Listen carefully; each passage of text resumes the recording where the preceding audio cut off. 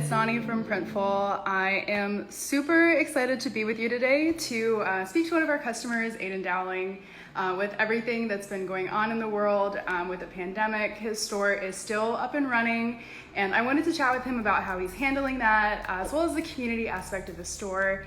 And so just a little bit of background, in 2012, Aydian started up his store, 0.5cc, to raise money for his gender-affirming surgery. And since then, he and 0.5cc have built a brand that shows pride and support for the LGBT community. But instead of me just talking at you about him, because that would be boring, let's bring Aydian on so he can tell us a little bit more about himself and 0.5cc. All right, so why don't we start by you just telling us a little bit about yourself? Yeah, no, I appreciate a little bit of what you already shared. So my name is Aydian Dowling. I'm a transgender activist and entrepreneur. And I, as you said, started my clothing company. I actually started printing stuff by hand. And then as the company grew, it was like, I can't do this anymore. I need to find a distribution out there. So I actually, honestly, just stumbled upon Printful, got some samples, loved them, and we were up and rolling. So yeah, my clothing company is called 0.5cc. And we are for LGBT people plus our allies.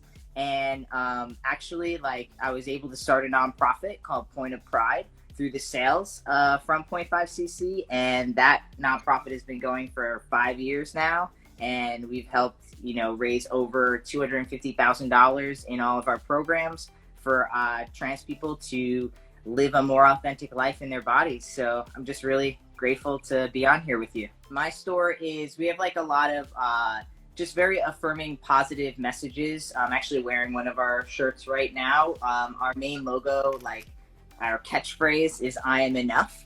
And that's just to remind people, no matter who you are, no matter where you come from, your background, anything like that, that we are enough as we are. Some of our shirts have proceeds that go to other nonprofits. Some go to my nonprofit. And yeah, it's just kind of always been a really great outlet for me, honestly, in just my artistic expression. And also my main message on my own platform is just to spread positivity. And I've taken the "I am enough" kind of slogan, just kind of went with it. I feel like it's really embodied what I try to bring to my community and other communities. Well. So you've already spoke a little bit about kind of the journey behind your store. Do you mind maybe elaborating a little bit on that?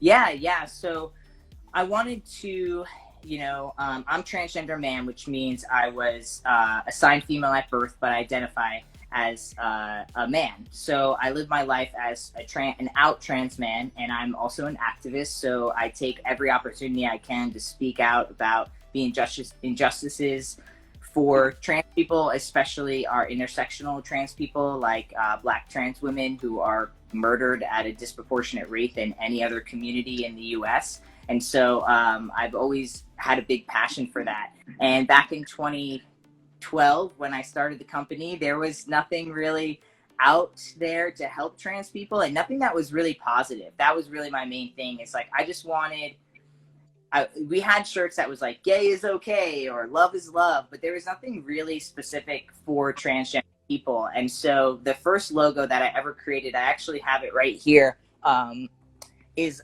this Superman symbol with a T in it to kind of represent trans pride, trans strength, that we can be trans and still be really happy and positive and have successful and happy lives. And so I started the company to raise money for my own surgery. So I got top surgery, which is the removal of breast tissue so that your chest appears more male. And I was able to raise the funds in about 6 to 8 months and get that surgery. And I actually was going to close it. I was going to stop the company. But so many people were like, "Oh, this is the only thing out there. I really feel like these clothes really help me. I love putting on my shirts. They just make me feel positive." When I came out as trans, it really saved my life. I felt like if I hadn't found this identity and realized that this is why I felt so much inner turmoil with how I was perceived in the world, how I was living my life, what was expected of me. It really, not to be morbid, but it really did save my life. I don't know if I would be the 32-year-old you see here in front of you if I hadn't discovered this when I was about 21 years old. And so the community is what I wanted. I wanted community. I wanted to feel loved. I wanted to give love. I wanted to receive love. And so that's kind of why I really wanted to start this. And I wanted to give back to the community. That's why I started giving my proceeds away. This wasn't supposed to be a full-time gig ever. It was just something I started, and I had my own job, and, so it was kind of like this community gave so much to me. They made me feel alive. They made me feel like validated in my experience. They made me feel like a real person who deserved to be happy in my life, whatever that looked like to me. And so I couldn't, I just felt indebted to them. I felt like I needed to help this community in every possible way that I could. And I want to move on to talk about designs next, but I first want to address, I see all of the comments about the orders. I promise you, we are working on it. I am on live because I'm in marketing. There's a completely different team that handles fulfillment, and I promise you, we have a COVID-19 update video. Check out our COVID-19 FAQ page for all of the answers. And I promise you, we will keep updating constantly and sending you communication about it. Like, we are on it, and like, we really care.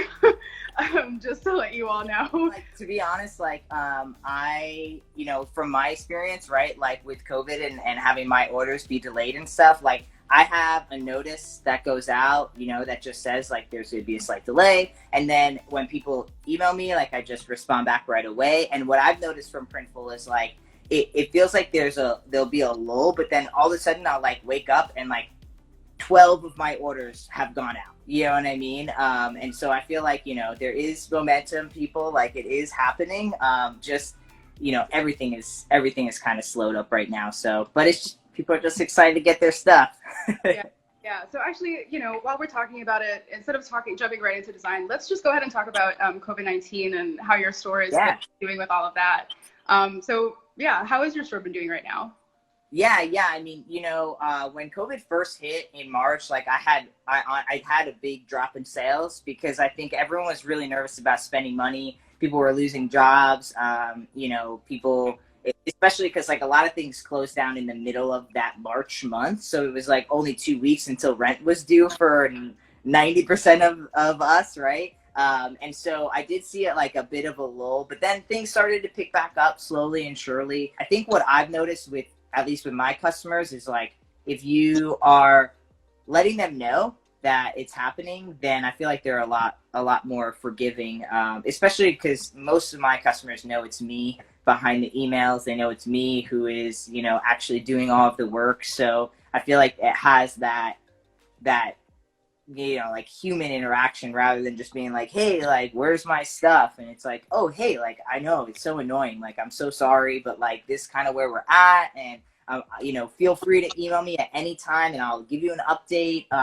So it's been a little bit more like customer service stuff, but I think it'll be worth it in the long run because people will remember how you interact with them as far as a customer. I mean, I know I always remember if people are like super nice, if they're mediocre, or if they're really bad. Yeah, I feel like, if you come across as being as transparent as you possibly can be and just kind of getting all the information out there, that's, always really helpful. But now I want to move on to a little bit about your designs. I know you showed me some of your designs, but what does your design process look like? So for me, a lot of my stuff is very like motivational stuff. I like phrases and words. When I first started, it was more about like the graphic tee, but I will say that the style is kind of changing. Our clothing really represent who we are now. And I think for a lot of us, it can be our own statement of who we are, how we see the world, what we view in the world, what we feel is important to share with the world. And I feel like that's kind of how I use my designs and stuff is like, what message do I want people to know without them even having to say anything to me? Even with this design, like the I am enough design, like I want people to know that like I have self-confidence and that I believe in myself. We have another shirt that says protect Black trans women. And that's like just very blank, like weird. I'm just putting it out there. Like at the like protect Black trans women. So like that's it, you know, like there's no sugarcoating. It's got like a little bit of flavor in it. It's not literally just words. But that's really it, you know. I feel like for me and my community and the customers I serve, it's really about letting people know what we stand for and who we are. It sparks a lot of conversation. My mom, like when she read this, she didn't get the fact that it was like this. She's like, what is that? Like, what are you saying? It's like line by line. It's just a different sentence. Yeah. And I'm like, no, Mom, it's a style. It's like a style, you know? And so that alone can start like conversation. And my actual process is mostly just thinking about what the community is going through in the moment, thinking about what they want to know about. I made a Christmas design last Christmas that was, it said Merry Queersmas. And it was like a drag queen Santa with like a gay Rudolph, and just like, you know, like, and Santa had like his high heel showing.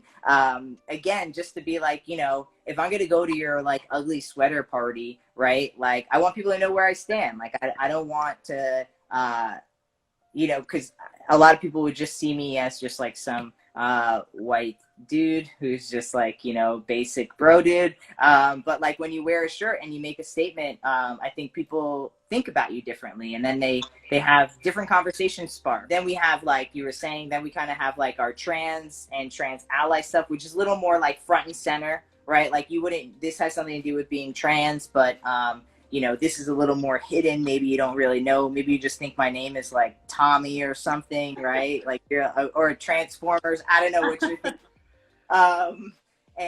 So we have some more stuff that's a little more out. Like one shirt says visible for those who can't be. And so visible is in the trans flag. And so that's like, so many trans people can't be out. They can't go around their town wearing a trans flag because they'll be put in danger. And so, you know, people like myself who have the privileges that I have and the ability to walk around, I want people to know, like, I want to change that narrative for trans people and for people who don't know what trans is. And so then we have an ally version that says like visible trans ally. And so that's like another concept that, like, you know, even though if you're not trans, you want people to know like where you stand on the issue, and you want those around you to feel supported. Those are always really popular around Pride Month, because I think we have a lot of people who are going to Pride with their friends or with their partners or with their family, and they want other people to know like where they stand. And then I have my own personal clothing merch, I guess you would call it, for my own line. I have a YouTube channel called Alliance Fears.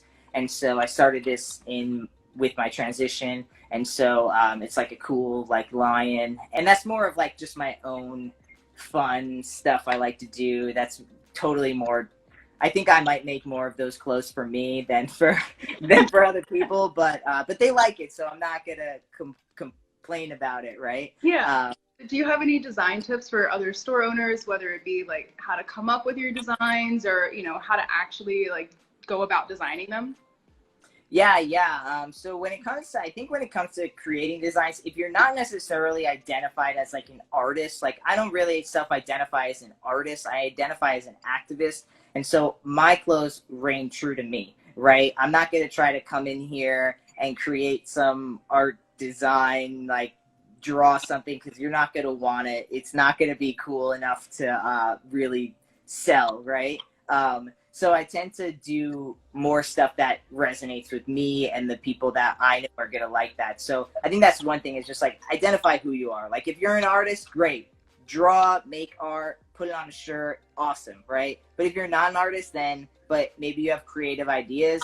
Like what I've done is I've hired artists and worked with them and been like, hey, like with that Merry Queersmas, I worked with an artist, Averill, Abatel, sorry. And we created it, and I just like explained what I want. I did a really crappy drawing, showed it to him, then he made it. We changed it around. That's another way to do that. And you can find those people just through people you know, through Etsy, through Fiverr, right? Like all of those places that those artists are kind of hanging out and looking for work. And then as far as just like what designs, I think you have to think back to your customers. What is sold in the past for you? What are people that are buying your clothes? What other stores are they going to? What other designs are they wearing? Are they wearing like flashy colors, like neons and bright colors? Or are they more like laid back and more muted colors? That's another thing to think about.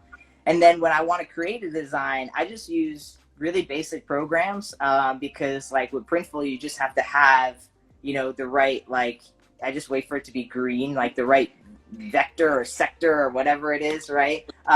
Like this one is like I just created, and then I edited it within, I think I used like PicMonkey or something like that. But just any type of software.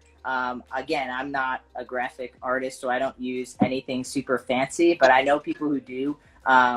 So yeah, I mean, that's definitely another thing that you can do too. You don't have to necessarily be super artsy fartsy in order to create like cool stuff, which is pretty much the best part.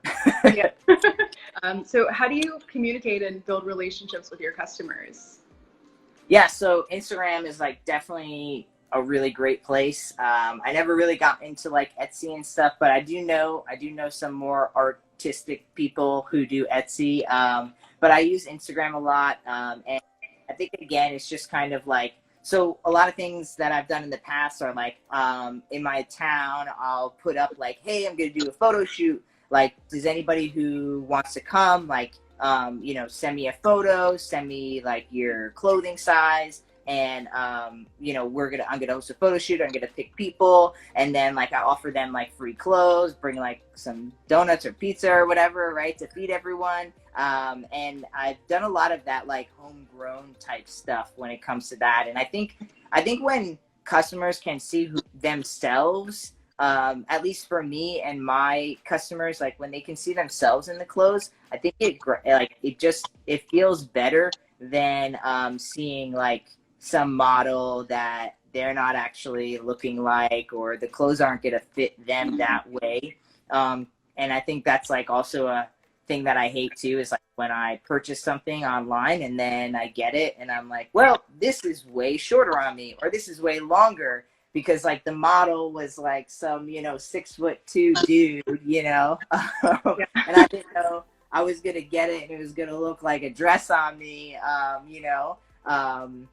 so I feel like that's been a lot of how I kind of connect, and then it builds, then those people love to share the photos and they love to tell people about the interaction they have with you, and it's a really great way as the owner to just really like get a pulse of what your people want, what they like. Like I'll send them like a screenshot of like 6 shirts that I'm thinking about, and I'll let them pick the shirts because I want them to be like excited about the shirt. And then like if I have 5 people and they all pick, only 3 out of the 6 are getting picked, then I kind of like, okay, so that's a sign that maybe these other 3 are not going to be as good of sellers. So maybe I should either adjust them, get rid of them, or make different versions of the ones that they do like. So that's another kind of like intake field of like way to, again, just kind of like get a pulse on your customers. Because I think a lot of times people think that clothing companies and clothing lines are just like for you. Like they just make clothes that they want, which is cool. And like, but that doesn't mean that everyone, I've done that too many times. Like just made a shirt I thought was so cool and nobody else did. So what would you say is like your main like marketing channel, like on social media? Yeah, definitely Instagram, because you can link the shops through Facebook. So like you can have people just click right on there. You have to swipe up so you can go right to the shirt or hat or whatever you're selling. Like just boom right there. And yeah, it's just, I think it's for me at least, I've noticed it's definitely just more of the like the visual, right? Like it's clothes. Like you want to see a picture. Like you don't necessarily care too much about the caption. You just like, what does it look like and what could it look like on me? My strategy for Instagram, I mean, I think it's like a lot about like re-sharing stuff that people post, encouraging people to tag tag 0.5cc, encouraging people to engage, liking comments, responding back, just a lot of that. Like, I'm really about like the intimacy, I guess you might say, like just really trying to connect with people, trying to get them to feel like a part of the brand and not just a consumer. You kind of got like big holidays with, you know, with 0.5cc. You've got, you know, Pride Month, you've got Trans Week of Visibility. So what do you do to prepare for this? Yeah, so lots of like thinking about like campaigns. Do like sometimes it'll like if there's a new design, then trying to like do like, oh, like 3 days the new design drops or something, or you know, doing things like, oh, like check the story and trying to get people to like go to the story, and if you watch the story then you get like extra stuff than if you weren't watching the story. So like that's a kind of another thing too. And then like newsletters, also just like on like a website concept, like we try to change up the website kind of in quarterly, so to speak. Try to just go with the vibe of what it is, change the colors up, try to make it feel a little more, you know, in summertime a little more light, in the wintertime a little darker. I never realized how ahead you have to think. Now people are like, okay, so the holidays are coming, what are we gonna do? And it's like, oh my gosh, I have to think about like, you know, December and November now, you know. It's not even close to that, but I think getting ahead of the game is key, and putting a calendar up so that you actually know, you make sure that you're hitting certain dates is also important too. That's definitely been a plus in the world of marketing and all that jazz. We don't do this at 0.5cc, but some people I see who do like affiliate marketing. You know, if you're able to do that, if you're able to give someone a cut of something, that's also a great opportunity. Or if you could just pay influencers, that's great too. I find that I really enjoy the authenticity of things, and I do keep my prices very low, so that, you know, people within the trans and ally community can really afford our clothes. It's important for my community specifically to have access to that. And to not feel left out because of a price point. So yeah, I mean, those are also some great techniques that people that, you know, I see, are friends with, that have their clothing companies and stuff. They do a lot of that stuff too. And then lots of like, you know, if there's big events going on, trying to figure out like doing exclusives. So like there's like a Philly conference every year. Unfortunately, it didn't happen this year, but last year we did like a very exclusive, you could only get at the conference type stuff. So that's kind of like another way to kind of market and pull people in, because they're like, oh, cool, like I like that design, it's only this year. Then when you have leftovers, you can do like giveaways. That's fun too. Yeah, definitely good tips. Leveraging exclusivity is definitely a pro tip out there. And the last kind of thing I wanted to talk to you about is, what has your experience been like working with Printful? I did all of my printing by hand in the beginning. So I was, you know, literally in the ink, in the emulsion, you know, doing all that stuff. And it was a lot of fun. But, you know, for the realistic side of me was like, this isn't going to be able to transfer the way I want to. I also, you know, to have the skill to do that, have all the different colors and like all the stuff that I really want in my designs, it felt like it wasn't worth the mess ups. It wasn't worth the time. So I actually like completely scrapped that and went fully to using Printful, being able to talk to people on the customer service, because that happens a lot sometimes. Like someone will accidentally like mess up their address or something, and then like being able to change their address is like super easy. Or even like names. So a lot of people will buy with their credit card or debit card like in one name and then need it sent to a different name, but then they'll like contact me, and so that for me is very useful to be able to like change the name, change addresses, like mess ups in zip codes and stuff like that is very simple. And also being able to just like, I had like a bulk order, and I know at one point y'all like stopped doing bulk orders, and then you brought it back up, and I think it's stopped now too because of COVID, but I got it in a bulk order like right before everything happened, and to be able to like check in on that order and actually talk to someone was like, for me again, like I really like that customer service feel, being able to like talk to a human. And then getting a follow-up. So like I'll talk to them, they'll talk to me, and then I'll get like an email of the script rundown in case I forgot something. And then usually someone emails me again like 2 days later, and they're just like, hey, it's, Lisa, I just want to make sure everything's good.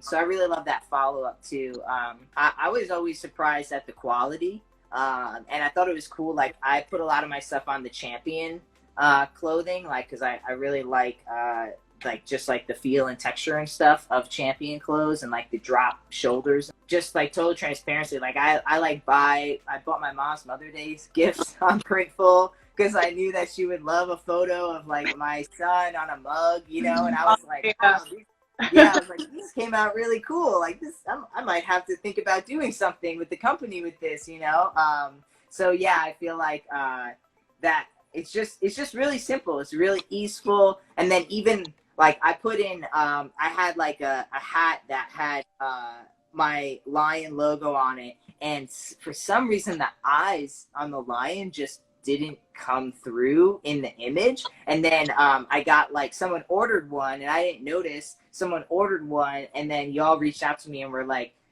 I like this image doesn't look like it's complete. Like what's, like, can we I don't know the language, vector it or whatever it was to like make it actually come out really good. And so I was so grateful because I was like, oh my God, like if that person got this hat and the eyes were missing, like maybe some people would think it was cool, but it was not the intention. So I use PicMonkey for a lot of my designing stuff, just because I just really like them. And it's super basic. Like you don't have to have any type of graphic design skills to navigate your way around it. And then I use MailChimp for like newsletters and stuff. That's really great. Then like Google Analytics is great too, because then you can see who's coming, who's leaving, how quick, where are they going, where are they coming from. I mean, just so much information through Google Analytics, and it's pretty simple to add to any website. And most of those things are free. Like you can get the free version of PicMonkey, the free version of MailChimp. You get like up to 500 contacts with MailChimp. The Google Analytics is completely free. Yeah, I mean, like all of that stuff is mostly free or very minimal price. Yeah. Is there anything you wish you knew when you were starting your business? Anything I wish I knew? I think I wish I knew a little bit more about like the actual number stuff, like the profit margins and stuff like that. I feel like I probably could have started the nonprofit sooner with more money, and just like learning how to gauge how to price. I think that's really important because it all depends. Like, are you more upscale?